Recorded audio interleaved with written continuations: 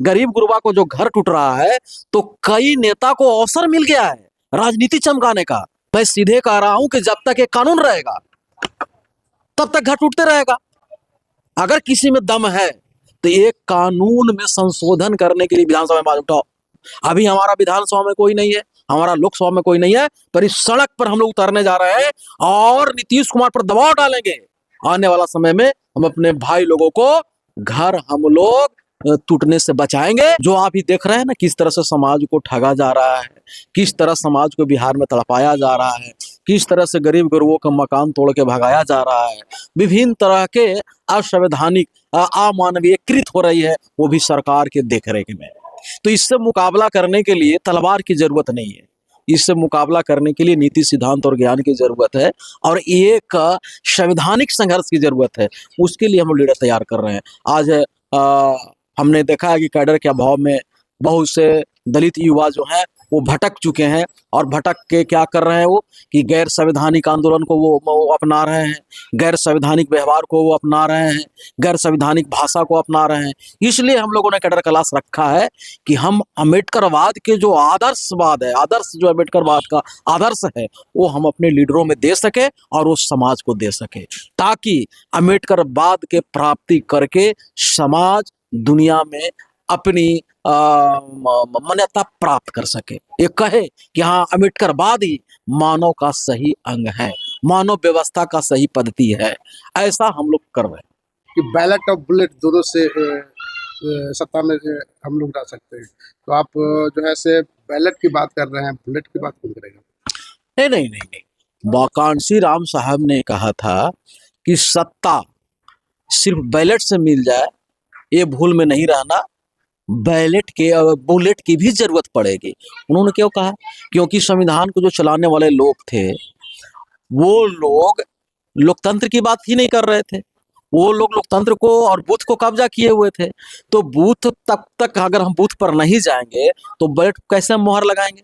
तो बैलेट तक जाने के लिए आपको बुलेट के मुकाबला करने के लिए बुलेट की जरूरत थी। अब वो चीज खत्म हो गई है, अब आप आराम से जाके वोट दे सकते हैं। अब लड़ाई बुलेट की नहीं है, अब लड़ाई टेक्निकल है।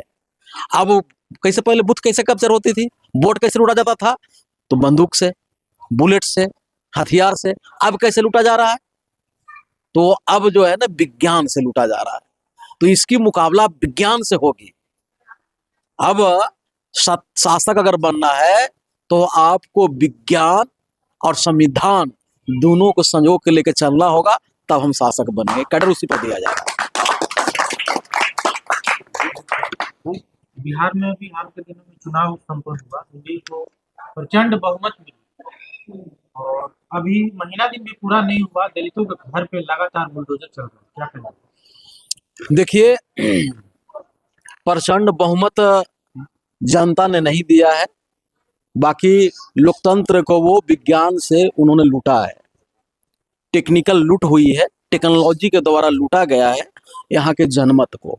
सबसे पहले आप देखिए, ये सरकार जो है गरीब को 10,000 रुपया दे के वोट को प्रभावित की। ये पैसा किस मद का है? चुनाव आयोग इस पर अंगुली नहीं उठाया। आप सबको देख रहे हैं किस मद का है पैसा, आप किस मद में दिए हैं? आप आपदा राहत की पैसा, आप आपदा के नाम पर विदेश से पैसा उठाते हैं और अपने वोट जीतने के लिए खर्च कर देते हैं। तो इससे गरीब गुरुआ का आर्थिक विकास नहीं होगी, बल्कि आर्थिक विनाश होगी आने वाला समय में। और उसका झलक भी है कि ये वोट तो ले लिया, पर सभी गरीब गुरुआ को जो है ये जमीन खाली करवा रहा है। ये जमीन क्यों खाली करवा रहा है? जिससे पैसा लिया है लोन, वो सभी को औने पौने दाम पर सब जमीन बेचेगा। कहीं बड़े बड़े कंपनियों को देगा, कहीं कहीं उसके उद्योग धंधों को देगा, और उस उद्योग धंधा हमें कुछ मिलने वाला नहीं है। पर गरीब जो ये झोपड़ियां टूट रही है, तो सिर्फ सरकार को घेरने से नहीं खत्म होगा। सरकार क्या है, पल्ला झाड़ ले रही है कि हम काम नहीं कर रहे हैं तो कोर्ट कर रहा है। हमने कई बार ये आवाज को उठाया है कि जब तक सार्वजनिक भूमि अतिक्रमण अधिनियम 1956 में संशोधन नहीं होगा, जब तक गरीब गुरुओं को ये हमारा मकान और हमारा जमीन सुरक्षित नहीं होगा।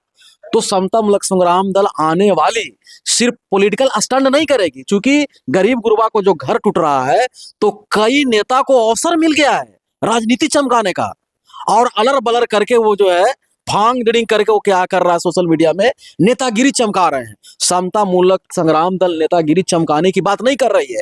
मैं सीधे कह रहा हूं कि जब तक ये कानून रहेगा तब तक घर टूटते रहेगा। अगर किसी में दम है तो एक कानून में संशोधन करने के लिए विधानसभा में आवाज उठाओ, तो विधानसभा में आवाज उठ नहीं रही है। वो कानून कह रहा है कि सार्वजनिक भूमि पर अगर अतिक्रमण है तो सरकार चिन्हित करे, उसको खाली कराए। अगर सरकार करने में अगर कोताही करता है तो कोई आदमी कोर्ट को सूचित करे, कोर्ट उसको आदेश करेगा। यही है ना, कानून का रक्षा कौन कर रहा है? कोर्ट कर रहा है। तो ये कानून बना हुआ है और कानून के तहत लोग जाते हैं, दबंग लोग चले जाते हैं कोर्ट में कि अच्छा फलना गरीब हमको काम नहीं किया है, अच्छे काम के बदले इतना मजदूरी मांग रहा है, हम इसको मजदूरी नहीं देंगे, इसको गांव ही खाली करा देंगे। और वो क्या जा रहा है, कोर्ट में जाकर पटिशन दायर कर दे रहा है। कोर्ट वो कानून के माध्यम से ऑर्डर पे दे रहा है, कहा भाई इसको खाली करो, ये सार्वजनिक भूमि में है, क्योंकि ये तो सभी लोगों का है, कैसे घर बना के रहेगा। और सीओ ऑर्डर लेके आता है और उसको घर तोड़ने जाता है। तो ये बताइए कि जब तक इसमें संशोधन नहीं होगा तब तक कोई रोक पाएंगे? हम आंदोलन करके रोक देंगे उनको? आंदोलन करके हम 10 दिन 5 दिन रोक सकते हैं, तो लड़ाई डाइवर्ट कर सकते हैं। लड़ाई डाइवर्ट करना क्या होगा कि हम जाएंगे सीओ को कहेंगे कि भैया ये कानून जो भूमि सार्वजनिक भूमि अतिक्रमण 1956 जो है, ये कहता है कि ये सार्वजनिक भूमि को खाली कराओ, लेकिन एक कानून ये भी कहता है कि खाली तब तक नहीं होगी जब तक इसका वैकल्पिक नहीं कीजिएगा। लड़ाई यही नहीं हो रहा है कि नहीं नहीं घर तोड़िए पर इसको एक जगह दे दीजिए। मैं कह रहा हूं घर तोड़िए ही नहीं, इसकी लड़ाई समता मूलक संग्राम दल लड़ेगी। और कब? जब इस बिल में संशोधन आएगी तब। अभी हमारा विधानसभा में कोई नहीं है, हमारा लोकसभा में कोई नहीं है, पर इस सड़क पर हम लोग उतरने जा रहे हैं और नीतीश कुमार पर दबाव डालेंगे कि ये जो सार्वजनिक भूमि अतिक्रमण अधिनियम 1956 जो बिहार का भी कानून है और देश का भी कानून है, कम से कम बिहार में इसमें संशोधन होना चाहिए। और संशोधन हम लोग कराएंगे, उसको हम लोग ड्राफ्टिंग करके नीतीश कुमार के देंगे कि संशोधन कहाँ कहाँ करना है। और देखिएगा आने वाला समय में हम अपने भाई लोगों को घर हम लोग टूटने से बचाएंगे। और नहीं तो ये कानून रहेगा तो सरकार पर दबाव डालिएगा, वो कोर्ट से लेके आएगा ऑर्डर और तोड़ेगा। इसलिए हम जन जागरूकता भी लाएंगे।